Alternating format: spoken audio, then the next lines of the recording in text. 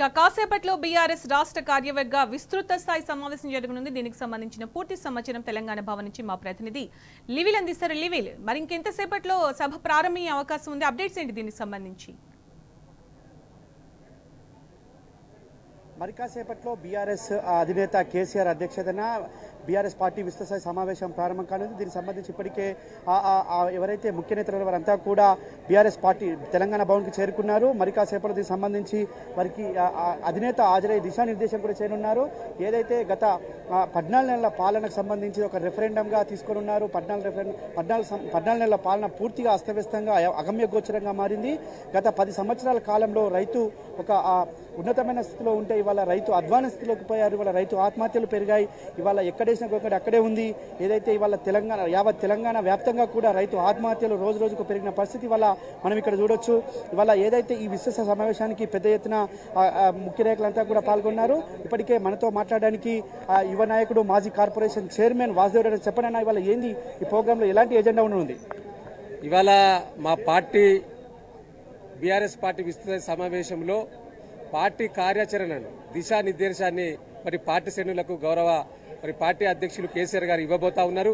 మరి ఇప్పటికే మా పార్టీ ఆవిర్భవించి ఈ ఏప్రిల్ 27కు దాదాపుగా 25 సంవత్సరాలు కాబోతా ఉన్న సందర్భంగా మరి పార్టీ పునర్నిర్మాణం ఒకవైపు అయితే, రెండో వైపు మరి బహిరంగ సభ ఏర్పాట్ల గురించి కానీ ఇట్లాంటి విషయాలన్నింటి కూడా ఇవాళ కార్యకర్తలతోటి మరి కేసీఆర్ గారు మాట్లాడబోతా ఉన్నారు.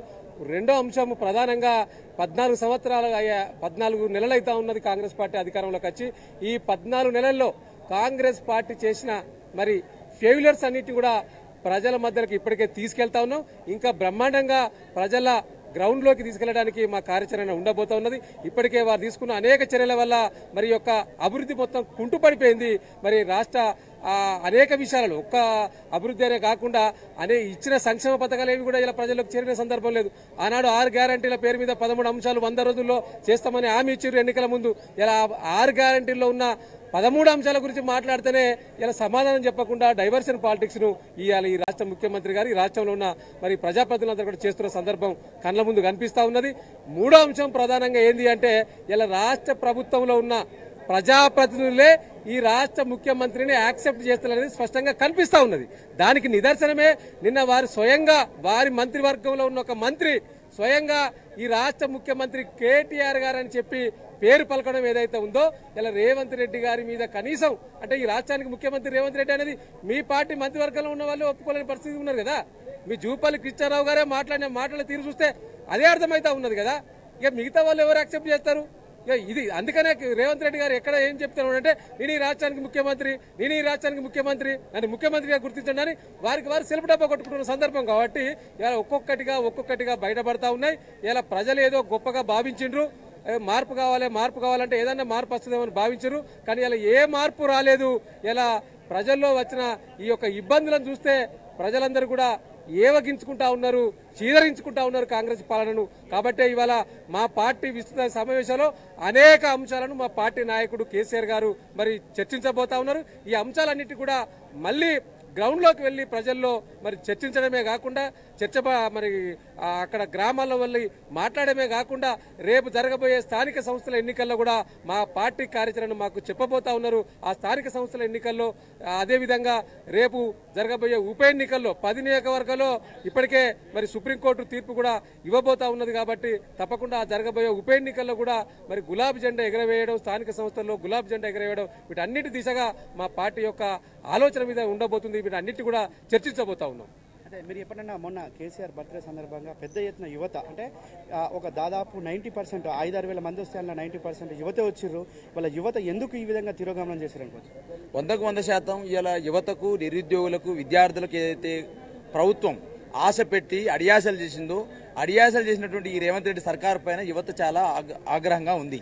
కారణం ఏంటంటే, ఏదైతే నిరుద్యోగుల పేరు చెప్పి అధికారంలోకి వచ్చిరో వీళ్ళు అశోక్ నగర్ చౌరస్తాలో నిరుద్యోగులను చూడకుండా విద్యార్థులను లాఠీచార్జ్ చేసిన సందర్భం చూసినాం.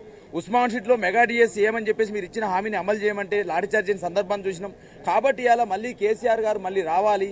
ఇలా సకల ప్రజలు అంటే పండు ముసలమ్మ నుంచి పసి పిల్లవాని వరకు కూడా కేసీఆర్ లేకపోవడం వల్ల అనేక పథకాల్లో ఇవాళ మాకు అన్యాయం జరుగుతా ఉందని చెప్పేసి ఆలోచన భావంతో యువత అక్కడికి వచ్చిన వాళ్ళు ఎవరు చెప్పలేరు, ఎవరు వాళ్ళు రమ్మని చెప్పలేరు. కానీ కేసీఆర్ని కలవాలి, కేసీఆర్ని గుండెని టచ్ చేయాలి, కేసీఆర్తో ఒక ఫోటో దిగాలి, కేసీఆర్ మాట వినాలి, కేసీఆర్ని చూడాలనే ఒక తపన ఆ రోజు కేసీఆర్ గారి ఫామ్ హౌస్ లో కనిపించింది.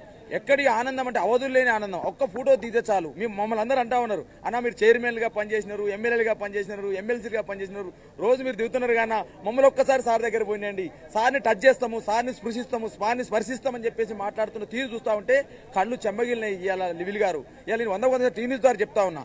ఆ రోజు ఆ కళ్ళల్లో పడ్డ ఆనందం ఏదైతే ఉందో, ఆ యువతలో కేసీఆర్ లేకపోవడం పడ్డ ఆక్రోశం ఏదైతే ఉందో, రేవంత్ రెడ్డి గారి పరిపాలన తీరు ఏదైతే ఉందో దానికి కనపడతా ఉంది.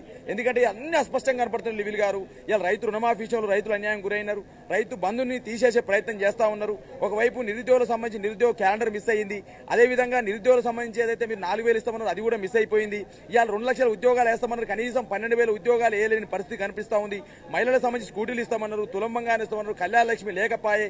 ఇలా అన్ని రంగాలలో ఇలా నిర్లక్ష్యం కాబట్టేటువంటి ప్రజానికం అయ్యో కేసీఆర్ సార్ని ఎందుకో పోగొట్టుకుంటుమి, అయ్యో చిన్న చిన్న ఆశపడి చిన్న చిన్న ఆలోచనల కోసం ఇలా కేసీఆర్ సార్ని పోగొట్టుకునేటువంటి భావన అక్కడ ఉన్న ప్రజలకు కనిపిస్తుంది. ఎందుకంటే మేము అక్కడ ఉన్నాం, అక్కడ కళ్ళల్లో ఆనందం చూస్తా ఉన్నాం. ఒకవైపు కేసీఆర్ గారిని కాపాడుకోవాలనే ఆలోచన కనపడతా ఉంది, కేసీఆర్ గారు లేకపోవడంలో నష్టం కనపడతా ఉంది.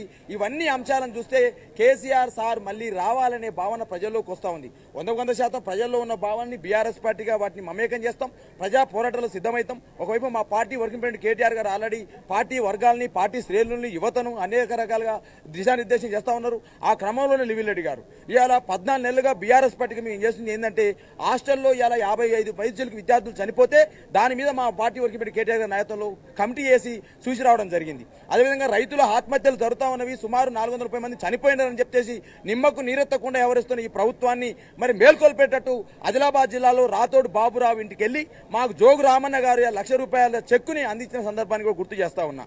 ఒకవైపు హాస్పిటల్లో అధ్వాన పరిస్థితులు ఉన్న సందర్భంలో నేను రాను కొడుకో సర్కారు దావకన్న పరిస్థితుల నుంచి కేసీఆర్ నాయకత్వంలో నేను సర్కారు దావకాలను డెలివరీ అయినటువంటి స్థితి తీసుకొస్తే మళ్ళీ ఆ సర్కారు దావకాలలో యథాస్థితిని తీసుకొచ్చిన కాంగ్రెస్ ప్రభుత్వానికి మొండి వైఖరి వ్యతిరేకంగా కమిటీ వేయడం జరిగింది. ఇలా ఒకటి కాదు, లగ్గిచర్లలో గిరిజన రైతాంగం అండి, గిరిజన రైతు రెక్కాడే డొక్కాని ఆ జీవితాలలో వెలుగులు నింపాలని ఆ రెక్కాడ డొక్కాని జీవితాల భూములు గుంజుకుంటా ఉంటే ఆ భూముల పట్ల పోరు చేసింది మా కేటీఆర్ గారు. అన్నారు అయ్యా నువ్వు గిరిజనుల భూమి కోసం కొట్లాడతావా, నీ మీద అక్రమ కేసు పెడతాని చెప్పి రేవంత్ రెడ్డి మాట్లాడితే గిరిజన రైతుల కోసం, రైతాంగం కోసం, రైతు భూముల కాపాడడం కోసం కేటీఆర్ గారు ఎంతకైనా సిద్ధం, జైలుకైనా సిద్ధం అని మాట్లాడితే మా శ్రేణులు, మా వర్గాలు, మా ప్రజలు, మా బీఆర్ఎస్ పార్టీ కార్యకర్తలు మరి నిక్కిచ్చిగా కొట్లాడిన సందర్భం గుర్తు చేస్తా ఉన్నాం. ఒకవైపు రైతు రుణమాఫీ కాలేదంటే హరీష్ రావు గారి క్యాంప్ ఆఫీస్ మీద దాడి చేస్తావు, వరద బాధితులు ఆదుకోలేమంటే హరీష్ రావు గారి మీద దాడి చేస్తావు, ఒకవైపు లగిచర్లలో గిరిజన రైతుల భూములు గుంజుకుంటామంటే ఇవాళ కేటీఆర్ మీద అక్రమ కేసు పెడతానంటావు. ఇవాళ 14 నెలలుగా కేటీఆర్ గారు మా పార్టీ యంత్రాంగం హైదరాబాదితులండి పాపం. హైదరాబాద్లో ఉన్నటువంటి ప్రజానికానికి, పేద ప్రజలకి గూడు లేకుండా చేసి రోడ్డు మీద పడేసిందండి లివిల్ గారు. రోడ్డు మీద పడేసి ఇళ్లను కూలగొట్టిన సందర్భం కనపడతా ఉంది కదా.